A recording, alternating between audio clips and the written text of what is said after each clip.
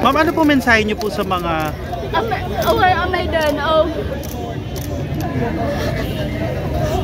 sa mga ano po, nawawalan po ng pag-asa kasi they failed the first time. Kayo po, inspiration po nila kayo because you didn't give up, ma'am. Laban po. At saka ano po, yun nga po, sabi ko kanina, kung mag-retake man ulit, focus on one material na lang. Huwag na lang po mag-wording. Yun yung isang natutunan ko in my first take po.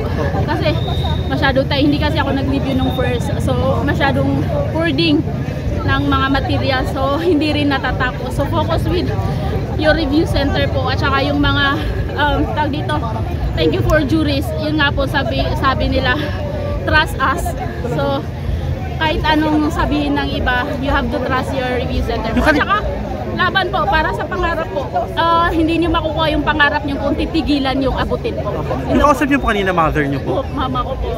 Ano po sabi niya sa inyo? Umiiyak po. Congrats, nag-congrats po. Kasi yun nga po. First, anak na abogado. Abogado. Opo. Ma'am, kanina nung sinabi ni Justice Lopez na in-adjust yung passing rate. Ay, na-adjust? Kanina, from 75 to 74. Ay, totoo? Opo. Narinig ko po ba? Sorry. May abogado ako no. May abogado.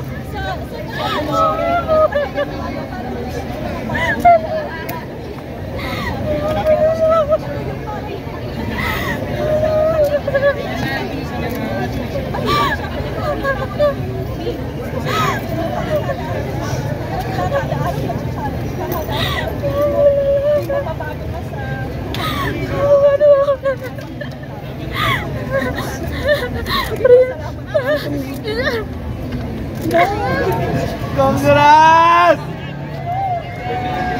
First take from SNU. From what school, sir? SNU, St. Louis University, Baguio.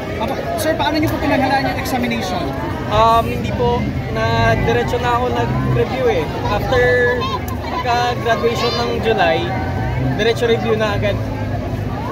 Kumusta lang po yung suporta ng parents mo, mga kaibigan mo? Very supportive friends and family. Any message to them po? Yun, una-una, thank you kay Lord. Hindi naman ako makakapunta dito kung wala sila. And sa family ko, ever supportive. And yung ate ko. Then,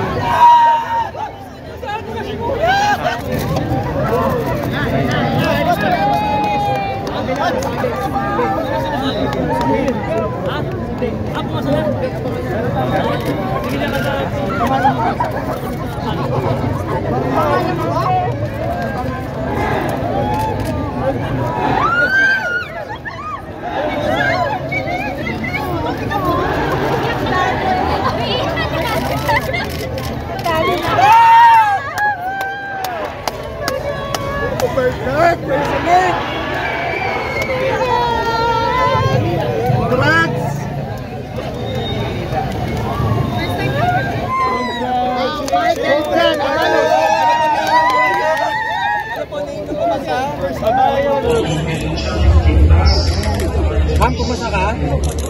Oh my God.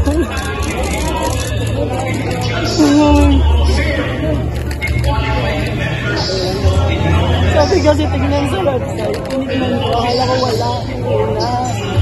Tapos tinignan ko ito,